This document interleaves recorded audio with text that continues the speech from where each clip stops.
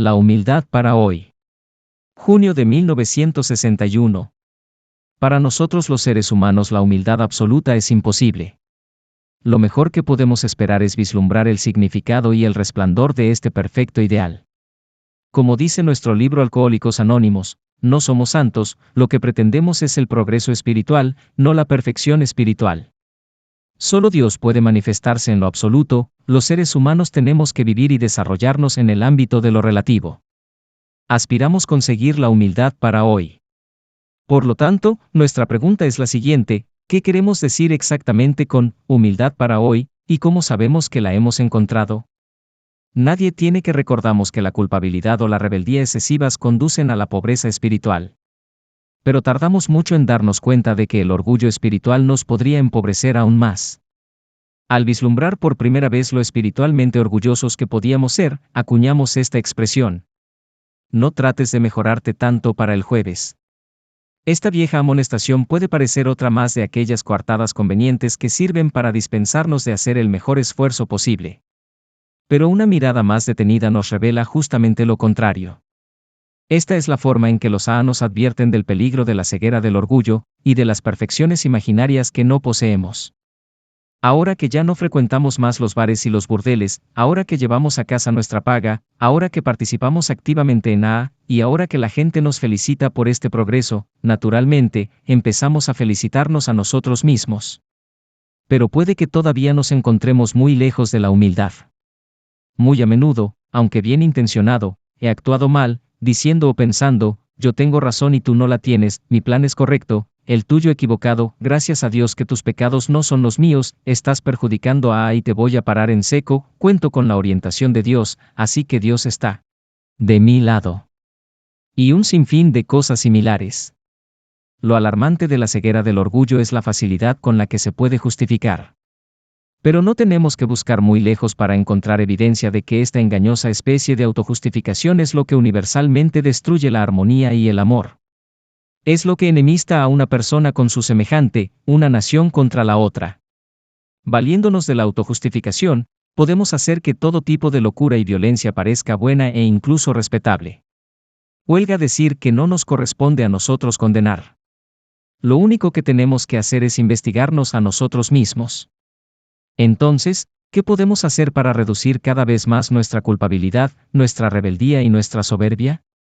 Al hacer mi inventario de estos efectos, suelo hacerme un dibujo y contarme una historia. El dibujo es de mi camino hacia la humildad, y la historia es una alegoría. Por un lado de mi camino, veo una gran ciénaga. Al borde del camino hay un pantano poco profundo que va descendiendo hacia una fangosa marisma de culpabilidad y rebeldía donde a menudo me he encontrado andando torpemente. Allí la autodestrucción tiende su emboscada, y lo sé. Pero al otro lado del camino, el paisaje me parece tener un aspecto bello. Veo un bosque con claros encantadores y, más allá, altas montañas. Las numerosas sendas que conducen a este país atractivo parecen seguras. Creo que será fácil volver a encontrar mi camino. Junto con diversos amigos, decido dar un corto rodeo. Escogemos nuestra senda y, alegremente, nos lanzamos en nuestra excursión. Al poco tiempo, alguien dice con gran entusiasmo: tal vez en la cima de aquella montaña encontremos una mina de oro. Luego, para nuestro asombro, encontramos el oro, no en forma de pepitas de oro en los riachuelos, sino auténticas monedas de oro. En una cara de cada moneda dice: oro puro de 24 quilates. Nos decimos: aquí tenemos sin duda la recompensa por nuestro laborioso y paciente viaje por la nitidez perenne del camino. Sin embargo, al poco tiempo, al leer las palabras grabadas en la otra cara, empezamos a tener presentimientos extraños. Algunas llevan inscripciones muy atractivas. Dicen: soy el poder, soy la fama, soy la riqueza, soy la rectitud. Pero otras nos parecen bastante curiosas. Por ejemplo: soy la raza dominante, soy el benefactor, soy la buena causa, soy Dios. Todo esto nos parece enigmático. No obstante, nos las metemos en los bolsillos. Y luego, al leer otras más, nos viene el choque. Dicen: soy la soberbia, soy la venganza, soy la desunión, soy el caos. Y entonces, en una de estas monedas, en una sola, vemos grabado: soy el diablo mismo. Algunos de nosotros, horrorizados, decimos a gritos, este oro y este paraíso no son sino pérfidas ilusiones, vámonos de aquí. Pero muchos no quisieron regresar con nosotros. Nos dijeron, quedémonos aquí. Podemos pasar estas malditas monedas por la criba. Seleccionaremos únicamente aquellas que lleven las inscripciones propicias. Por ejemplo, las que dicen, poder, y, gloria, y, rectitud. Ustedes van a arrepentirse de haberse ido. No es de extrañar que esta sección de nuestra compañía tardara muchos años en volver al camino. Nos contaron la historia de aquellos que habían jurado no regresar jamás, los que habían dicho, estas monedas son de oro genuino, y no traten de convencernos de que no lo son. Vamos a acumular tanto como podamos. Claro que no nos gustan esas tontas inscripciones. Pero aquí hay mucha leña seca. Podemos montar una fundición y convertir las monedas en barras de oro. Y luego, nuestros compañeros, los últimos en volver, añadieron, así el oro de la soberbia se apoderó de nuestros hermanos. Ya cuando nos fuimos, estaban peleando por sus lingotes. Algunos estaban heridos y unos cuantos muriendo. Habían empezado a destruirse unos a otros.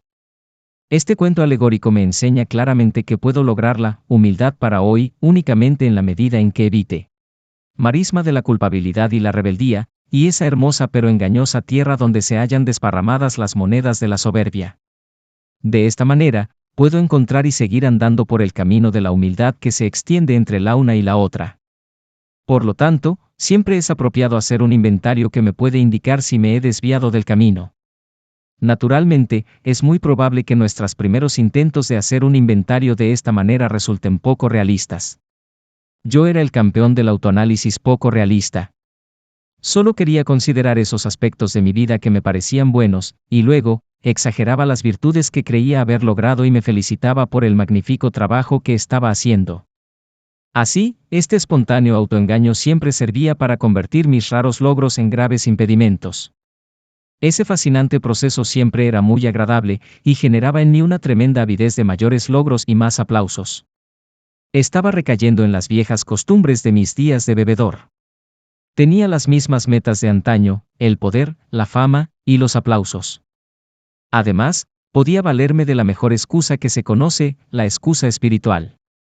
Ya que tenía un verdadero objetivo espiritual, estas puras tonterías siempre me parecían apropiadas. No podía distinguir una moneda genuina de una falsa, y así iba dándome gato por liebre en plan espiritual, acumulando lingotes de oro ficticio. Siempre me arrepentiré de los daños que le causara a la gente alrededor mío. Todavía me estremezco al darme cuenta de lo que pudiera haber hecho a y a su futuro. En aquel entonces, no me preocupaba mucho por esos aspectos de mi vida en los que me encontraba estancado.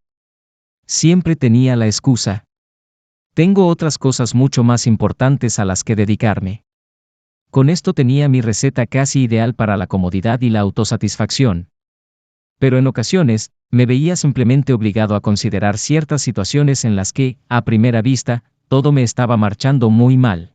Enseguida surgía en mí una vehemente rebeldía y me lanzaba en una frenética búsqueda de excusas. Estos, me decía, son los pecadillos de un hombre recto. Cuando este artilugio predilecto ya no me sirvió más, me decía, si esa gente me tratara bien, no tendría que comportarme así. Y luego, Dios sabe que sufro de tremendas obsesiones. Esta única no puedo superarla. Por lo tanto, Él tendrá que liberarme. Finalmente llegó la hora en que clamé, esto no lo haré, ni siquiera intentaré hacerlo. Naturalmente, mis conflictos seguían intensificándose porque tenía acumulado un montón de excusas y negativas. Cuando estas dificultades finalmente me dejaron agotado, todavía me quedaba otra escapatoria. Me sumí en la marisma de la culpabilidad. Allí la soberbia y la rebeldía cedían paso a la depresión. Aunque había numerosas variaciones, mi tema principal era, qué mala persona soy. Como la soberbia me había hecho magnificar mis humildes logros, así también la culpabilidad me hacía exagerar mis defectos. Iba corriendo por aquí y por acá, confesándolo todo, y mucho más, a quien me escuchara. Por extraño que parezca, creía que, al actuar así, estaba manifestando una gran humildad, y la consideraba como mi única y última virtud y consolación. Al pasar por estos arranques de culpabilidad, yo nunca sentía la menor lástima legítima por los daños que había causado, ni tenía ninguna intención auténtica de hacer las enmiendas que pudiera. Nunca se me ocurrió la idea de pedirle a Dios que me perdonara, y aún menos, de perdonarme a mí mismo. Huelga decir que mi principal defecto, la soberbia y arrogancia espirituales, no se sometió a ningún análisis. Yo ya había ocultado la luz que me hubiera permitido verlo. Hoy, creo que puedo percibir una clara conexión entre mi culpabilidad y mi soberbia. Ambas me servían para atraer la atención de la gente. En mi soberbia podía decir, mira lo magnífico que soy. Sumido en la culpabilidad, lloraba, soy un hombre horrible. Por lo tanto, la culpabilidad es la otra cara de la moneda de la soberbia. La culpabilidad nos encamina a la autodestrucción, y la soberbia está encaminada a la destrucción de otra gente. Esta es la razón por la que considero la humildad para hoy como una postura intermedia entre estos violentos extremos emocionales.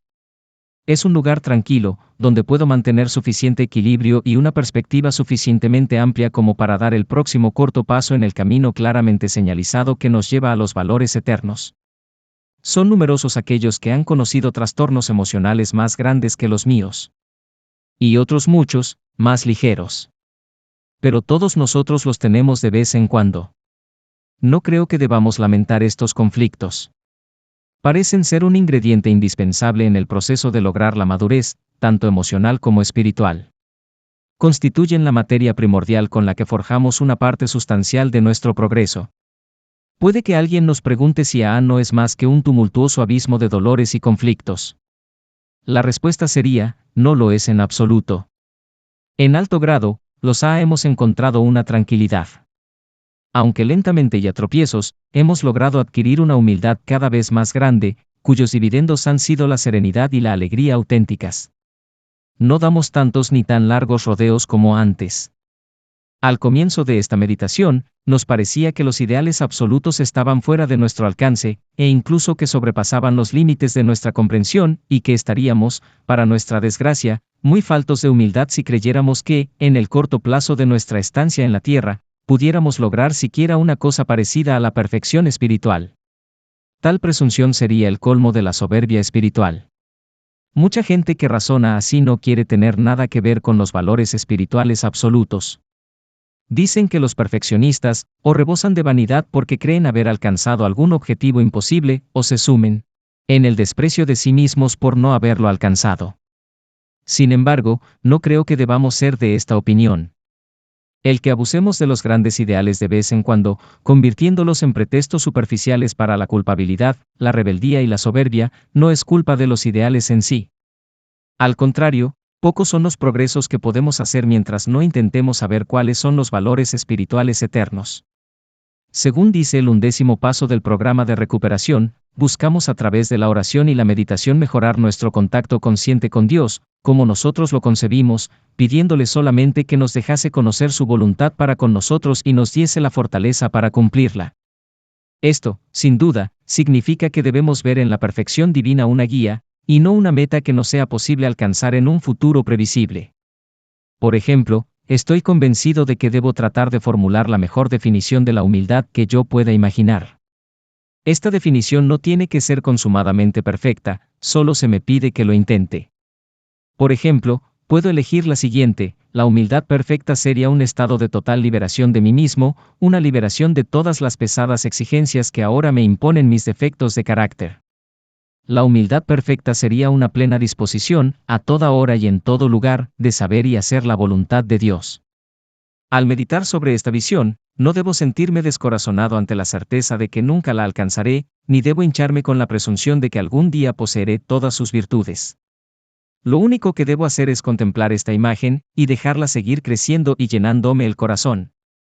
Al haberlo hecho, puedo comparar el resultado con el de mi último inventario. Puedo formarme una idea sana y cuerda de donde me encuentro en el camino de la humildad. Veo que apenas he empezado mi viaje hacia Dios. Al verme reducido así a mi justo tamaño y proporción, mi vanidad y engreída preocupación por mí mismo me parecen cosas de risa. Va creciendo la seguridad de que tengo un lugar en este camino, de que puedo seguir avanzando con una tranquilidad y una confianza cada vez más profundas. Vuelvo a ver que Dios es bueno, a saber que no he de temer a ningún mal. Esta es una gran dádiva, esta certeza de que tengo un destino. Según voy contemplando la perfección divina, me espera otro alegre hallazgo. De niño, al escuchar por primera vez una obra sinfónica, me sentía arrobado, transportado por sus indescriptibles armonías, aunque no tenía la menor idea de cómo ni de dónde venían. Hoy día, al escuchar la música sublime de las esferas celestes, vuelvo a oír aquellos acordes divinos que me recuerdan que el gran compositor me ama, y que yo le amo a él.